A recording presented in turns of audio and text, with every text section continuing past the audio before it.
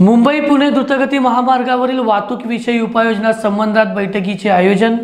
महामार्गाशी संबंधित सर्व यंत्रणांशी साधला पोलीस अधीक्षक, वाहतूक विभाग यांनी संवाद। अपघातात प्रत्यक्ष मदतीला येणाऱ्या सर्व यंत्रणांसोबत झाला विचार विनिमय। वाहतुकीचे नियम व प्रत्यक्षात येणाऱ्या समस्यांच्या निराकरणातून अपघात नियंत्रणाचे उद्दिष्ट साधण्याचा होणार प्रयत्न। देशात अनेक महामार्ग आहेत, परंतु सर्वात जास्त लक्ष मुंबई पुणे द्रुतगती महामार्गाकडे दिले जाते, असे प्रतिपादन करत गेल्या वर्षभरात वाहतुकीचे प्रमाण मागील वर्षाच्या तुलनेत वाढले। अनुषंगाने अपघातात देखील वाढ झालेली दिसून आल्याचे महामार्ग वाहतूक विभागाचे पोलीस अधीक्षक विजय पाटील यांनी स्पष्ट केले।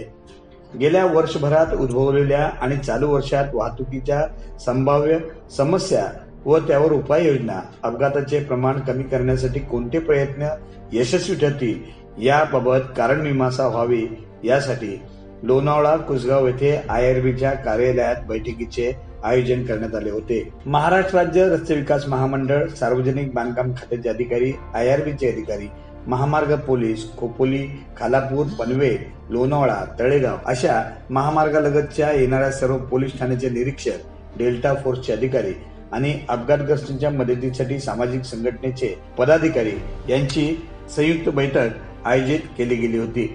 वाहतुकीत सुसूत्रता आणण्यासाठी नियमांचे काटेकोरपणे पालन कसे करावे याबाबत या बैठकीत विचारमंथन झाले। मुंबई पुणे द्रुतगती महामार्गावर वाहतूक नियमांचे उल्लंघन करणाऱ्यावर दंडात्मक कारवाई होणे अपरिहार्य आहे।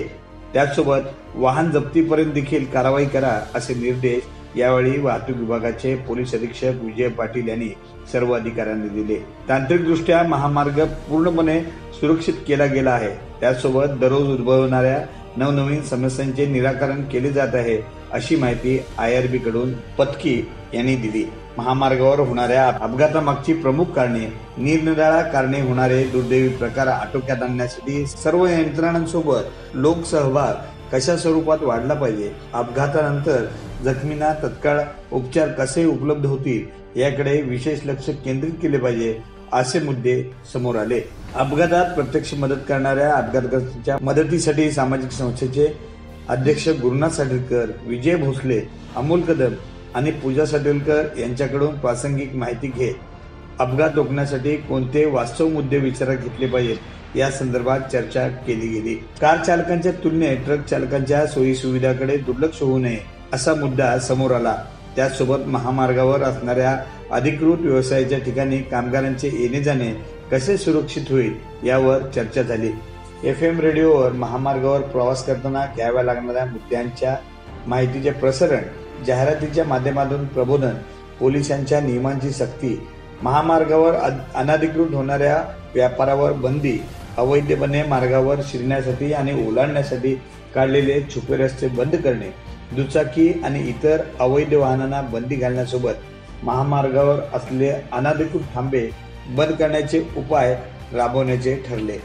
शालेय आणि महाविद्यालयीन अभ्यासक्रमात वाहन चालवणे आणि त्या दरम्यान पाळावे लागणारे निकष यासंबंधी अभ्यासक्रम असावा, अशी चर्चा करण्यात आली। महामार्ग वाहतूक यंत्रणेकडून अधीक्षक अमोल तांबे, पोलीस निरीक्षक पाचोरकर, DG गाडवे, SS पुजारी, विश्वजित काईंगडे, SP येडे Patil, IRBचे CGM DA जोसवा, PK Shinde, MSRDCच्या नम्रता रेड्डी, PS आवटी, दिलीप उकिरडे तसेच महामार्गाशी संलग्न असलेला अधिकारी वर्ग या बैठकीत उपस्थित होता। ब्युरो रिपोर्ट, सहज समाचार।